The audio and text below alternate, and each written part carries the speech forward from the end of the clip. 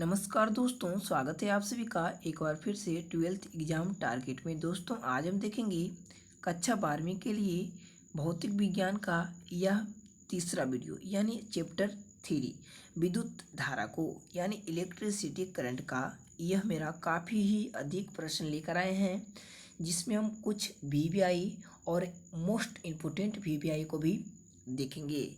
इससे पहले दोस्तों अगर आप वैद्युत रसायन यानी इलेक्ट्रोकेमिस्ट्री का वीडियो नहीं देखे हैं तो डिस्क्रिप्शन में लिंक मिल जाएगा, वहां से आप देख सकते हैं। तो देर ना करते हुए चलिए बढ़ते हैं पहले प्रश्न की ओर। पहला प्रश्न काफ़ी अधिक इम्पोर्टेंट है। कहा जा रहा है कि निम्न में से कौन सा पदार्थ संयोजक तार बनाने के लिए सर्वाधिक उत्तम है। दोस्तों संयोजक तार बनाने के लिए सर्वाधिक प्रयोग किसका किया जाता है, तो तांबा का किया जाता है, यानी कॉपर का प्रयोग सबसे अधिक संयोजक तार बनाने में करते हैं। चलिए बढ़ते हैं नेक्स्ट सवाल सेकेंड नंबर की ओर। कहा कि एक आयताकार टुकड़े की भुजाएं की माप 2 सेंटीमीटर, 3 सेंटीमीटर एवं 4 सेंटीमीटर है। इसके समानांतर यानी पैरेलल सतहों के बीच अधिकतम यानी मैक्सिमम और न्यूनतम प्रतिरोध क्या होगा। दोस्तों इसका जो मैक्सिमम और न्यूनतम प्रतिरोध होगा वह 4:1 में होगा। और यह भी सवाल काफ़ी ज़्यादा मोस्ट इम्पोर्टेंट सवाल है दोस्तों, इसे आप जरूर से ज़रूर याद कर लें। 4:1 सेम क्वेश्चन आएगा। चलिए बढ़ते हैं नेक्स्ट सवाल थर्ड नंबर।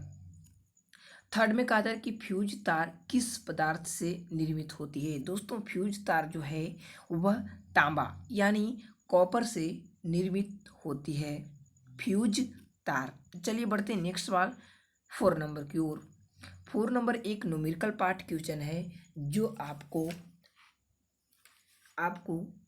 व्हाट्सएप ग्रुप में बता दिया जाएगा। यह न्यूमेरिकल पार्ट को काफ़ी लंबा सवाल है और यह भी वीवीआई सवाल है आने वाले बोर्ड एग्जाम के लिए।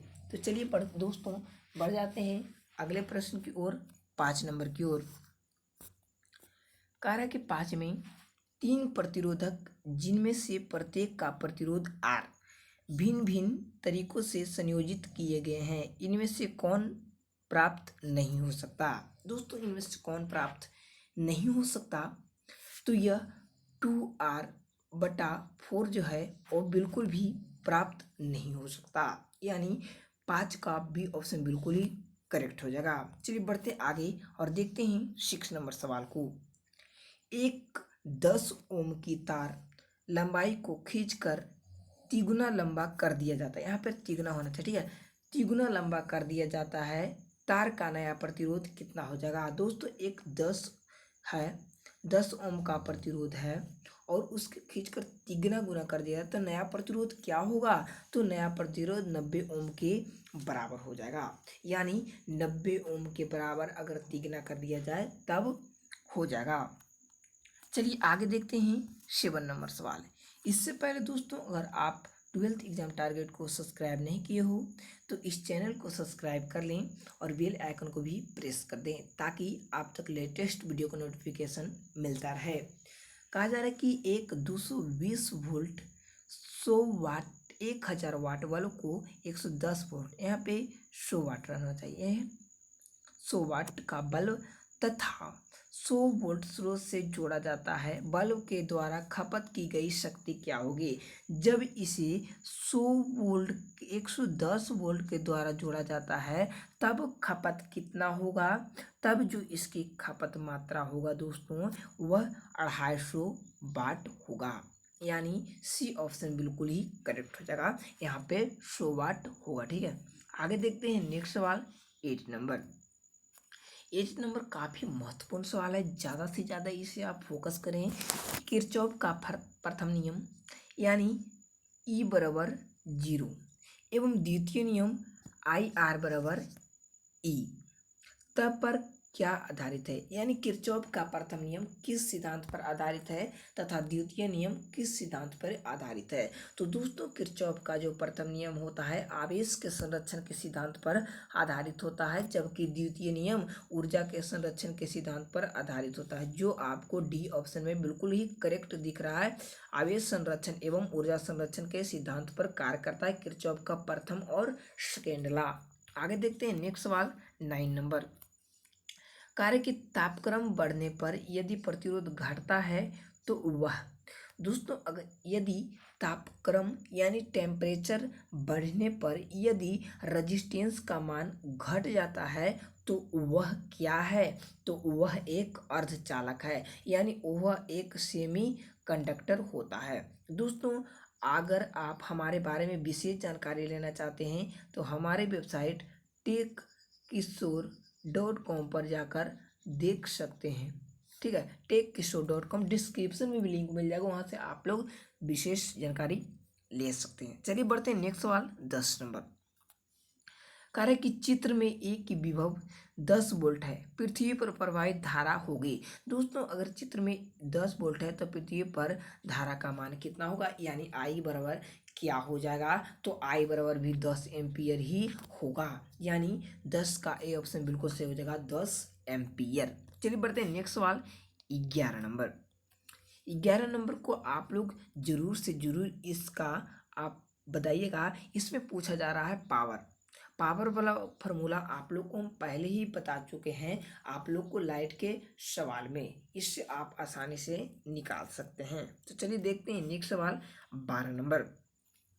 12 नंबर काफ़ी इजी सवाल है दोस्तों कि मीटर ब्रिज प्रदर्शित है, एक्स का मान क्या होगा। दोस्तों चित्र में एक मीटर ब्रिज प्रदर्शित किया गया है, तब एक्स का मान क्या होगा, तब भी 10 ओम के बराबर होगा। यह 10 नंबर सवाल के से प्रदर्शित किया गया है, ठीक है, 10 नंबर सवाल से ही लिया गया है, यानी एक्स का मान कितना हो जाएगा, तो 10 ओम की बराबर। चलिए बढ़ते हैं आगे और देखते हैं 13 नंबर सवाल। 13 नंबर सवाल काफ़ी इंपॉर्टेंट सवाल है कि हीट स्टोन ब्रिज में भुजा प्रतिरोध पी क्यू आर एस को संतुलित की अवस्था में क्या होगा। दोस्तों अगर इसे संतुलित हीट स्टोन ब्रिज को अगर संतुलित करके लिखना होगा तो हो जाएगा P/Q बराबर R/S, जो कि 12th एग्जाम के लिए काफ़ी महत्वपूर्ण होगा, यानी बी ऑप्शन बिल्कुल करेक्ट हो जाएगा। चलिए देखते हैं आगे 14 नंबर सवाल। तो 14 नंबर सवाल का आप लोग का सभी का कमेंट बॉक्स में जवाब आना चाहिए, नहीं तो आप लोग इसे देख सकते हैं, डिस्क्रिप्शन में लिंक मिल जाएगा, वहाँ से आप लोग को प्रूव करके यह सवाल को दिखाया जाएगा, ठीक है। आगे देखते हैं नेक्स्ट सवाल 15 नंबर।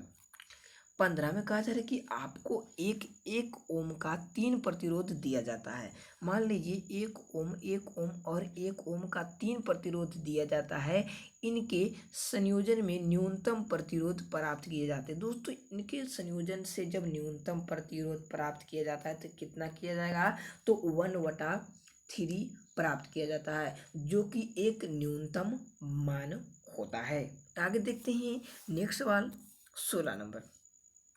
कार्य के दिए गए चित्र में ए तथा बी के बीच समतुल्य प्रतिरोध है। दोस्तों दिए गए चित्र में ए तथा बी के बीच जो समतुल्य प्रतिरोध होता है, मान लीजिए यह एक ऐसे है, ऐसे और ऐसे, यह 3 है और यह 3 है। जब इसे समतुल्य प्रतिरोध निकालेंगे तो यह कितने के बराबर हो जाएगा, इसके समतुल्य प्रतिरोध आप लोग को निकालना है। चलिए बढ़ते हैं आगे और देखते हैं नेक्स्ट सवाल 17 नंबर। एक आदर्श वोल्टमीटर का प्रतिरोध होता है। दोस्तों एक आदर्श वोल्टमीटर का प्रतिरोध अनंत के बराबर होता है, यानी इन्फिनिटी के बराबर होता है, जबकि एक आदर्श वोल्टमीटर का प्रतिरोध 0 के बराबर होता है। मानव में कितने ओम तक प्रतिरोध पाए जाते हैं, तो 50,000 ओम तक प्रतिरोध पाया जाता है। आगे देखते हैं नेक्स्ट सवाल 18 नंबर। कार्य की आर के किस मान के लिए धारा महत्तम होती है। दोस्तों आर के कौन से मान के लिए धारा जो होती है वह महत्तम होती है? तो यह काफ़ी महत्वपूर्ण सवाल है। तो R/4 के लिए जो R की मान होती है वह महत्तम होती है। चलिए बढ़ते आगे और देखते हैं 19 नंबर सवाल। कार के आदर्श आमीटर का प्रतिरोध कितना होता है? दोस्तों आदर्श आमीटर का प्रतिरोध 0 के बराबर होता है। आगे देखते हैं नेक्स्ट सवाल 20 नंबर।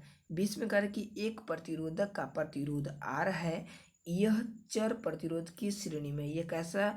तो यह चर प्रतिरोध की श्रेणी में है। आरंभ में दोनों से प्रतिरोध तुल्य है, दोनों आरंभ में दोनों का जो प्रतिरोध है यानी रेजिस्टेंस दोनों का बराबर है।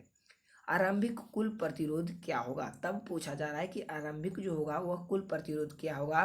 तो आरंभिक कुल प्रतिरोध 2R के बराबर, यानी जब दोनों को जोड़ देंगे R+R तो यानी 2R के बराबर हो जाएगा। ठीक है, आगे देखते हैं नेक्स्ट सवाल 21 नंबर। दोस्तों 21 नंबर काफ़ी महत्वपूर्ण है, इसे आप लोग बारीकी से देखें कि एक प्रतिरोधक का प्रतिरोध R है, यदि चर R प्रतिरोध की श्रेणी में है तथा EMF सेल यानी इलेक्ट्रोमैग्नेटिक फोर्स एप्सिलॉन है, इसके आंकड़े है, दोनों के प्रतिरोध तुल्य है। दोनों के प्रतिरोध कैसा है? तो प्रारंभिक और जो श्रेणी है उन दोनों का प्रतिरोध तुल्य है यानी बराबर है। चर प्रतिरोध का मान एक समान दर से कम किया जाता है तब परिपथ की धारा क्या होगी? दोस्तों जब चर प्रतिरोध का मान एक समान दर से कम किया जाता है तब धारा का मान क्या हो जाएगा? तब धारा का मान बढ़ते बढ़ते एक अचर मान के लिए प्राप्त हो जाएगा। ठीक है, बढ़ते हैं आगे और देखते हैं 22 नंबर सवाल। कारण दिखे गए परिपथ के बिंदुओं ए के बीच समतुल्य प्रतिरोध क्या होगा? दोस्तों दिखे गए समतुल्य प्रतिरोध के बीच जो दिए गए होगा वह क्या होगा? देखिए यह ऐसा है और ऐसा है, यहाँ पे R, यहाँ पे R ए है और ये पॉइंट B है, तब दोनों का जो समतुल्य प्रतिरोध होगा वह 2R के बराबर बिल्कुल नहीं होगा। ये कितने के बराबर होगा? तो 2R के ही बराबर बिल्कुल करेक्ट आंसर हो जाएगा। आगे देखते हैं नेक्स्ट सवाल। आगे कहा जा रहा है कि परिपथ में एक निम्न में से किस मान के लिए गैल्वेनोमीटर की धारा शून्य होगी? दोस्तों परिपथ में x के लिए निम्न में से किसके मान के लिए गैल्वेनोमीटर की धारा शून्य होती है? तो वह 20 ओम के लिए गैल्वेनोमीटर की धारा कितनी होती है? शून्य के बराबर होती है। आगे देखते हैं नेक्स्ट सवाल 24 नंबर। कार्य के प्रतिरोधकता ताप गुणांक का SI मात्रक है। दोस्तों प्रतिरोधकता ताप गुणांक का SI मात्रक केल्विन इनवर्स के बराबर होता है। क्या? तो केल्विन इनवर्स प्रतिरोधकता के गुणांक का मात्रक। आगे देखते हैं नेक्स्ट सवाल 25 नंबर। कहा जा रहा है कि यदि ताप का मान 3 डिग्री सेल्सियस से बढ़ा दिया जाए तो प्रतिरोधकता गुणांक का मान क्या हो जाएगा? दोस्तों यदि ताप का मान 3 डिग्री सेल्सियस से बढ़ा दिया जाए तो प्रतिरोधकता गुणांक का मान क्या हो जाएगा? तो इसके मान लगभग समान रहेंगे, यानी तब तक भी बराबर यानी समान रहेंगे। आगे देखते हैं नेक्स्ट सवाल 26 नंबर। 26 में करेक्ट स्विच ऑन करने के बाद एक इलेक्ट्रिक बल्ब का ताप। दोस्तों जब स्विच ऑन कर देते हैं तब इलेक्ट्रिक बल्ब का ताप जो होता है प्रथम बढ़ता है, तब तक स्थिर रहता है और तब तक क्या रहता है? प्रथमक बढ़ता है और स्थिर भी रहता है। आगे देखते हैं नेक्स्ट सवाल 27 नंबर। कार्य 100 वाट हीटर के द्वारा उत्पन्न 2 मिनट में कितने बराबर है? यह काफ़ी महत्वपूर्ण ज़्यादा से ज़्यादा है। तो इसका 100 वाट के हीटर 2 मिनट में जो उत्पन्न होगा वह 12 गुना जूल के बराबर होगा, इतना जूल के बराबर होगा। आगे देखते हैं नेक्स्ट सवाल 28 नंबर।